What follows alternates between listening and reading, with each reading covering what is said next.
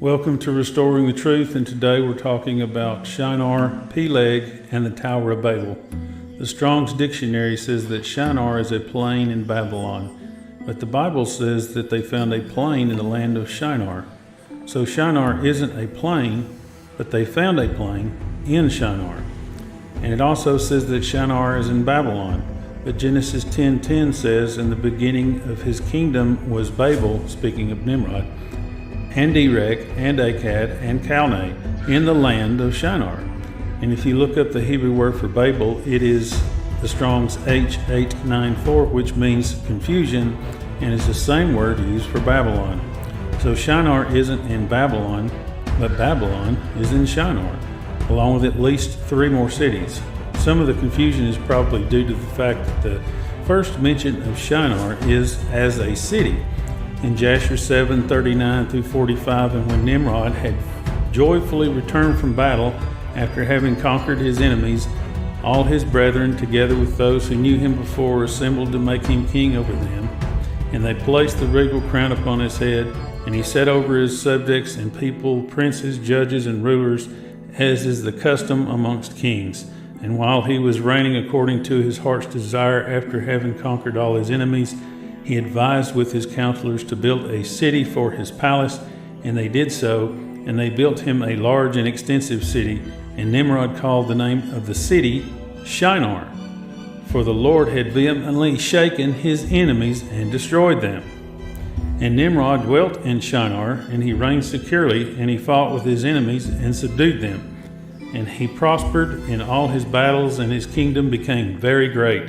And all nations and tongues heard of his fame, and they gathered themselves to him, and they bowed down to the earth, and they brought him offerings, and he became their Lord and King.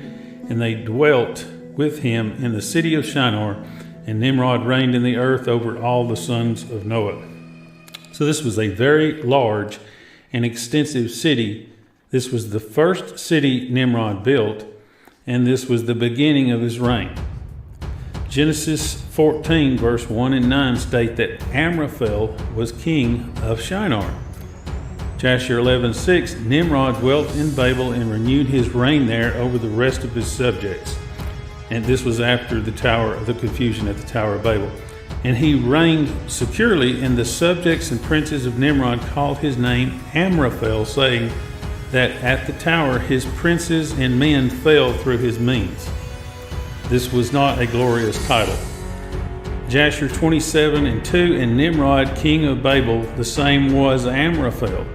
So Nimrod, or Amraphel, was king of Shinar and Babel, or Babylon.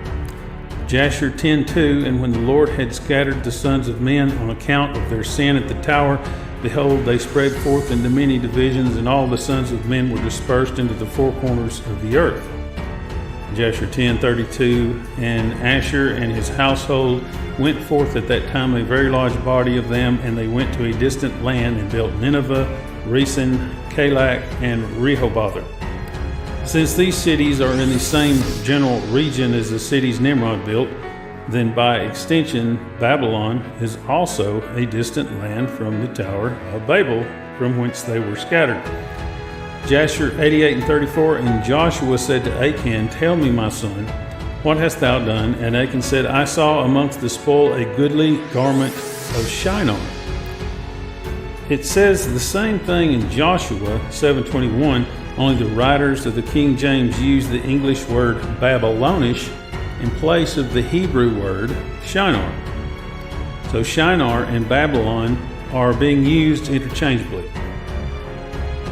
Jasher 9:37, and they ceased building the city and the tower, therefore he called that place Babel. Jasher 11:1-3, and Nimrod was still in the land of Shinar, and he reigned over it and dwelt there, and he built cities in the land of Shinar and called their names after the occurrences that happened to them in the building of the tower. And he called the first Babel, saying, because the Lord there confounded the language of the whole earth. So the first city he built was Shinar, and the beginning of his kingdom was the city of Babel, which was the first city he built. He was king of Shinar and king of Babel. It's the same city, renamed after the confusion at the Tower of Babel. There were two Babels, the Tower of Babel and the city of Babel. The tower is where the confusion took place, and the city of Shinar, where Nimrod ruled from during this confusion, was also renamed Confusion or Babel.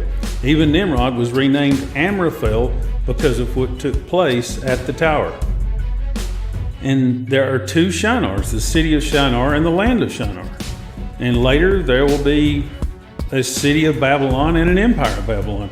So it sounds like the first Babylonian empire was actually a Shinarian empire, an empire in which King Nimrod reigned over the entire world from the city of Shinar, which was in the land of Shinar.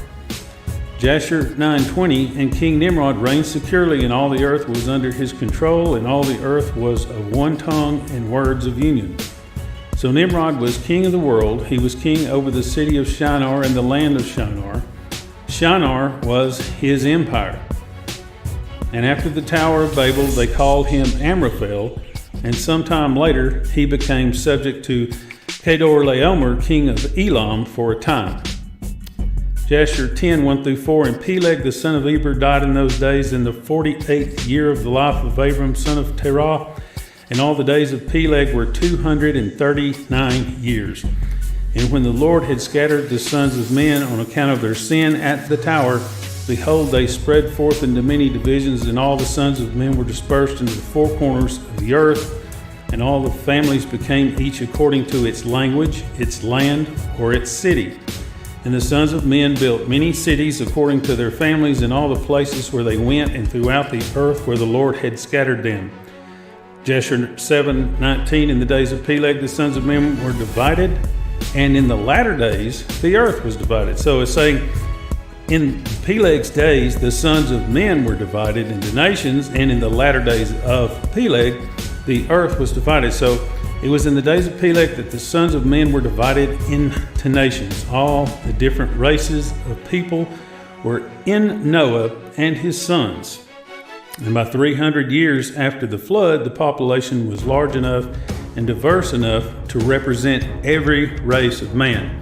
Abraham was the father of many nations. Asher was the father of the Assyrians. Canaan was the father of the Canaanites and Hittites and so on and so forth. You can read this in Genesis chapter 10 and Jasher chapter 10. And in the latter days of Peleg, the earth was divided. Peleg died shortly after the sons of men were scattered throughout the earth from the tower, divided into their nations, and taking possession of their assigned properties. This is when the land was divided between the sons of men and the nations were formed.